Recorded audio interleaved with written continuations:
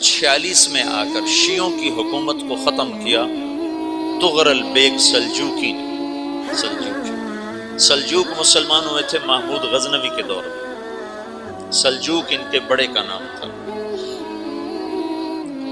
تو ایک دفعہ محمود غزنوی نے سلجوق سے پوچھا اگر مجھے تیری مدد کی ضرورت ہو تو کتنے آدمی پیش کر سکتے؟ تو اس نے ایک تیر دیا، کہا یہ ایک تیر ہے میرا، کسی کو یہ تیر بھیج کر میرے علاقے میں بھیج دو تو چند گھنٹوں میں 1,00,000 تلواریں تیرا پہرا دینے کے لیے تیار ہوں، ہمارے پاس اتنی طاقت ہے۔ تو یہ سلجوق کی نسل میں تھا تغرل بیگ۔ اللہ تعالیٰ نے جب عرب زوال کا شکار ہو گئے اور ضعف کا شکار ہو گئے، جیسے بڑھاپے کا کوئی علاج نہیں، جب قوموں پہ زوال آتا ہے تو اس کا بھی کوئی علاج نہیں، پھر اور قوم کو جگہ ملتی ہے۔ جیسے بڑھاپا ایک فرد پہ آتا ہے، ایسے بڑھاپا قوم پہ آتا ہے۔ قوم کا بڑھاپا جوانی میں نہیں لوٹ سکتا، جیسے فرد کا بڑھاپا جوانی کی طرف نہیں لوٹ سکتا، قوم کا بڑھاپا جوانی کی طرف نہیں لوٹ سکتا، کوئی علاج نہیں، نئی نسل کا آنا ہی علاج ہے۔ تو عرب دھل چکے تھے، 600 سال بہت ہوتے ہیں حکومت کو، اپنی صفات گم کر چکے تھے، اب نئے خون کی ضرورت تھی۔ تغرل بیگ پہلا شخص تھا جس نے آ کر اہل السنت والجماعت کو استحکام بخشا، شیعوں کی حکومت کو ختم کیا، بغداد سے، شام سے، سارے علاقوں سے۔ صلاح الدین ایوبی نے اسماعیلی شیعہ کی حکومت کو ختم کیا، مصر۔ العاضد ان کا آخری خلیفہ تھا۔ صلاح الدین ایوبی نور الدین زنگی رحمۃ اللہ علیہ کا پروردہ تھا، اس کا دوست تھا، اس کے دوست بھی تھا، بچہ بھی تھا اس کے سامنے، زیادہ لکھنے پڑھنے کا شوق تھا۔ پھر اللہ تعالیٰ نے اس سے کام لیا اور اس کو مصر کا گورنر بنا کے بھیجا، مصر کی مدد کے لیے بھیجا۔ تو وہاں اس نے صلاح الدین ایوبی نے وہاں ختم کیا، تغرل بیگ نے یہاں ختم کیا۔ تو پھر سلجوق جو تھے نا، یہ اقتدار میں ادھر ختم ہو گئی سلطنت ابن عباس کی، مصر ایک چھوٹی سی ترکوں کی سلطنت۔ تو اللہ تعالیٰ پھر مرکزیت کے لیے ایک نظام چلا ہے۔ دو لشکر آپس میں لڑ رہے ہیں ایک میدان، ایک جنگلی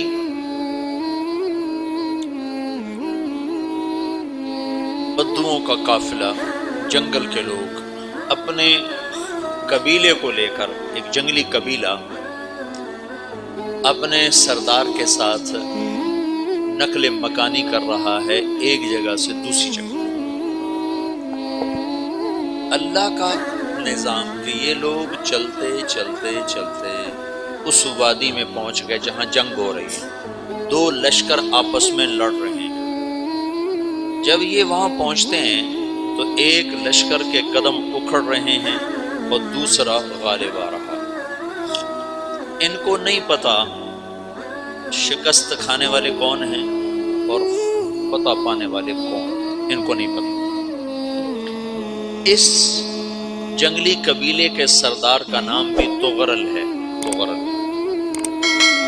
تو یہ سردار کہتا ہے جو شکست کھا رہے ہیں ان کی مدد کرو، کچھ پتہ نہیں کون ہے، کہتا جو شکست کھا رہے ہیں ان کی مدد کرو۔ تو 400 وحشی جنگلیوں نے فاتح لشکر کے پیچھے حملہ کر دیا۔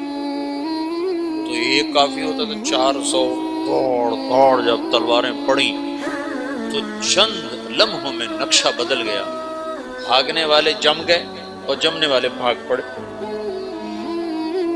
جب جنگ ختم ہوئی تو شکست خوردہ لشکر کے بادشاہ نے ان کو بلایا، اسے پوچھتا ہے مجھے جانتے ہو میں کون ہوں؟ کہا نہیں۔ کہا تو تم نے میری مدد کیوں کی؟ کہا انسانی ہمدردی کی وجہ سے، تمہیں شکست ہو رہی تھی اس لیے تمہاری مدد کی۔ اور اس نے اپنا تعارف کرایا، میں ہوں سلیمان سلجوقی ترکی کا بادشاہ، مسلمانوں کا لشکر تھا اور تاتاریوں سے شکست کھا رہا تھا. تاتاری فتح پا رہے تھے، مسلمان شکست کھا رہے تھے. تو وہ اللہ کی غیبی مدد بن کر آئے. تو وہ اس سے کہتا ہے میرے ساتھ رہنا پسند کرو، تم نے میرے اوپر احسان کیا ہے، میں اس کا بدلہ دینا چاہتا ہوں، میرے ساتھ رہنا پسند کرو.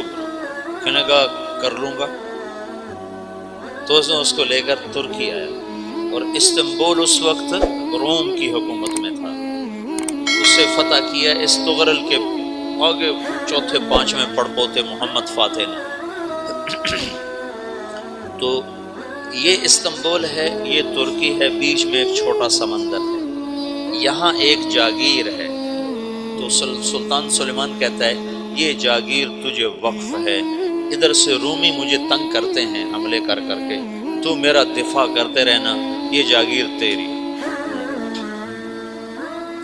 اس جاگیر پہ اس نے اپنے قافلے کو آباد کر دیا، اپنے قبیلے کو، اور ایک چھوٹی سی حکومت بنا لی، جو ایک صوبہ سمجھو سلمان سلجوقی کا وہ ایک چھوٹا سا صوبہ ہے. وہاں جب یہ رہ پڑا تو پھر یہ ایک شیخ کے بیت ہوتا ہے، وہاں شیخ طریقہ ہے، ان کے یہ بیت ہونے جاتے ہیں. وہ اس کو رات اپنے پاس ٹھہراتے ہیں، تو ایک کمرے میں ان کو ان کا خادم ٹھہراتا ہے. یہ جب کمرے میں جاتا ہے تو سامنے دیوار میں تاکچے پر قرآن پڑا ہوا ہے. تو یہ تغرل بیگ کہتا ہے یہ کیا ہے، یہ کیا ہے؟ تو وہ خادم کہتا ہے یہ کتاب اللہ ہے، قرآن ہے. وہ اس کو وہاں چھوڑ کے باہر چلا جاتا ہے. وہ دیہاتی آدمی، جنگل کا رہنے والا، پہلی دفعہ زندگی میں قرآن دیکھا. وہ کہتا ہے یہ قرآن ہے، میں اللہ کی کتاب کے سامنے سو جاؤں، کتنی بے ادبی ہے.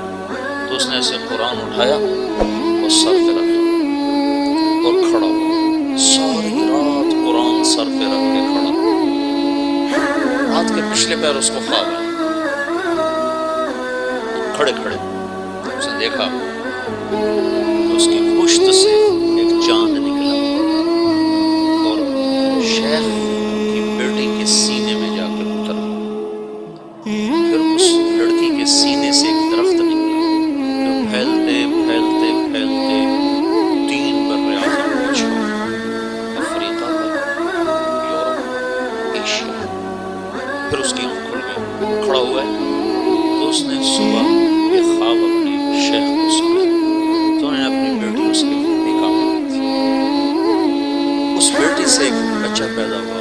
تغرل بیگ نے اس کا نام رکھا عثمان، عثمانی ترک نام سنا، جو میں نے کل بتایا تھا کہ 1924 میں وہ خلافت ختم ہوئی. تو ایک بیٹا پیدا ہوا عثمان.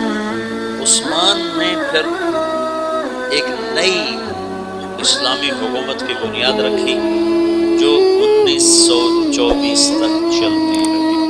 کوئی 800 سال یہ حکومت چلی.